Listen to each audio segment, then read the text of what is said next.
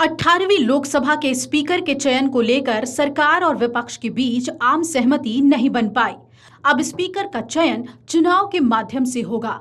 आपको बता दें, देश के इतिहास में ऐसा दूसरी बार होने जा रहा है। लोकसभा अध्यक्ष पद के लिए सरकार और विपक्ष के बीच सहमति नहीं बनने की वजह से दूसरी बार स्पीकर पद को लेकर चुनाव होगा। भाजपा सांसद ओम बिरला जहां एनडीए की तरफ से तो वहीं विपक्ष की तरफ से कांग्रेस सांसद कोड़ीकुनिल सुरेश उम्मीदवार होंगे।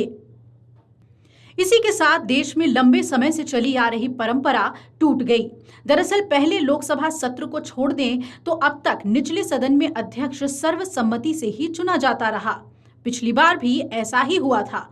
आपको बता दें कि 15 मई 1952 को पहली लोकसभा के अध्यक्ष का चुनाव हुआ था। इस चुनाव में सत्ता पक्ष के जीवी मावलंकर उम्मीदवार थे और उनका मुकाबला शंकर शांताराम मोरे से हुआ था। मावलंकर के पक्ष में जहां 394 वोट पड़े थे तो 55 वोट उनके खिलाफ पड़े थे। स्पीकर पद के लिए लोकसभा में कल यानी 26 जून को चुनाव होना है। सभा अध्यक्ष और सांसद अखिलेश यादव ने स्पीकर और डिप्टी स्पीकर के चुनाव को लेकर कहा कि सब कुछ जल्द ही साफ हो जाएगा। विपक्ष की मांग है कि डिप्टी स्पीकर पद उन्हें मिलना चाहिए और हमारी पार्टी का भी यही स्टैंड है। सब सामने आ रही है अभी सब सामने आ रही चीजें। जो विपक्ष की मांग यही थी कि उपाध्यक्ष विपक्ष का हो। जो हमारी राय पार्टी की है वो है कि उपाध्यक्ष विपक्ष का हो और बाकी बातें अभी सब सामने आ जाएंगी। सुबह की खबर आई कि सत्ता पक्ष और विपक्ष के बीच सहमति बन गई है और ओम बिरला निर्विरोध स्पीकर चुन लिए जाएंगे। लेकिन जैसे ही राहुल गांधी ने एक बयान दिया, उसके बाद संसद की तस्वीर बदल गई। राहुल गांधी ने आज कहा कि आज अखबार में लिखा है कि प्रधानमंत्री मोदी ने कहा है कि विपक्ष को सरकार के साथ रचनात्मक सहयोग करना चाहिए। राजनाथ सिंह ने मल्लिकार्जुन खड़गे को फोन किया और उनसे स्पीकर को समर्थन देने के लिए कहा। पूरा विपक्ष कहता है कि हम स्पीकर का समर्थन करेंगे, लेकिन परंपरा ये है कि डिप्टी स्पीकर का पद विपक्ष को मिलना चाहिए।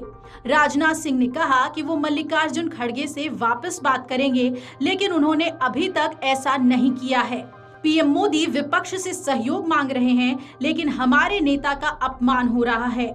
सुनिए। आज अखबार में लिखा है कि प्रधानमंत्री ने कहा है कि ऑपोजिशन को कंस्ट्रक्टिवली सरकार के साथ कोऑपरेट करना चाहिए। ऑपोजिशन ने क्लियरली कहा है। राजनाथ सिंह जी का खड़गे जी को फोन आया। राजनाथ सिंह जी ने खड़गे जी से कहा, देखिए आप हमारे स्पीकर को सपोर्ट कीजिए। ऑपोजिशन, पूरी ऑपोजिशन ने कहा है, हमने सब के सब से बात की है, पूरे ऑपोजिशन ने कहा है कि हम स्पीकर को सपोर्ट करेंगे, मगर कन्वेंशन ये है कि डिप्टी स्पीकर ऑपोजिशन को मिलना चाहिए। राजनाथ सिंह जी ने कल शाम कहा था कि वो खड़गे जी को कॉल रिटर्न करेंगे। अभी तक राजनाथ सिंह जी ने खड़गे जी का कॉल रिटर्न नहीं किया है। तो मोदी जी कह रहे हैं कंस्ट्रक्टिव कोऑपरेशन हो और फिर हमारे नेता को इंसल्ट करा जा रहा है। तो नियत साफ नहीं है। नरेंद्र मोदी जी कोई कंस्ट्रक्टिव कोऑपरेशन नहीं चाहते हैं, क्योंकि कन्वेंशन है कि डिप्टी स्पीकर ऑपोजिशन का होना चाहिए। और हमने कहा है, पूरे ऑपोजिशन ने कहा है कि अगर कन्वेंशन फॉलो किया जाएगा तो पूरा समर्थन स्पीकर के इलेक्शन में हम देंगे। तो ये मैं आपको क्लैरिफाई करना चाह रहा था। हाँ, यूपीए के समय में हमने दिया था। तो मेरा कहना है कि नरेंद्र मोदी जी कहते कुछ हैं और करते कुछ हैं। यही इनकी फॉर्मूला है, यही इनकी स्ट्रेटजी है और इनको ये बदलना ही पड़ेगा। इशू क्या है कि पूरा देश जानता है कि प्रधानमंत्री के शब्दों का कोई मतलब नहीं है। प्रधानमंत्री कहते हैं कोऑपरेशन होनी चाहिए, सबको मिलकर काम करना चाहिए।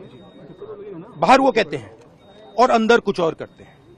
और हमारे लीडर को कहा गया कि कॉल रिटर्न होगा, अभी तक कॉल रिटर्न नहीं हुआ है।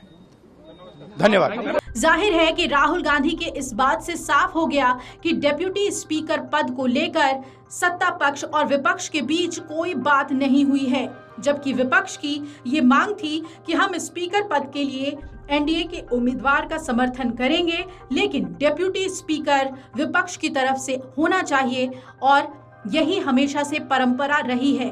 विपक्ष की तरफ से राहुल गांधी ने साफ कर दिया कि लोकसभा स्पीकर पर बीजेपी को समर्थन तभी मिलेगा जब डेप्यूटी स्पीकर का पद विपक्ष को दिया जाएगा। 12 बजे नामांकन का आखिरी वक्त था और जब ऐसा कोई आश्वासन नहीं मिला तो लगता है कि विपक्ष ने अपना पैंतरा बदल दिया और अपना उम्मीदवार के सुरेश के तौर पर उतार दिया। कांग्रेस के नेता के सुरेश किस तरीके से चुनाव लड़ते हैं? हालांकि ओम बिरला के जीतने की पूरी संभावना है, लेकिन विपक्ष इस चुनाव से ही न सिर्फ इतिहास को बदलने जा रहा है बल्कि संसद में अपनी ताकत भी दिखाने जा रहा है। सीधे तौर पर सत्ता पक्ष और विपक्ष के बीच आर पार की लड़ाई स्पीकर पर आ चुकी है। Video desk Amar Ujala. अगर आप ये वीडियो YouTube पर देख रहे हैं तो हमारे चैनल को सब्सक्राइब करें और बेल आइकन को दबाना ना भूलें। अगर आप Facebook पर ये वीडियो देख रहे हैं तो हमारे पेज को लाइक करें।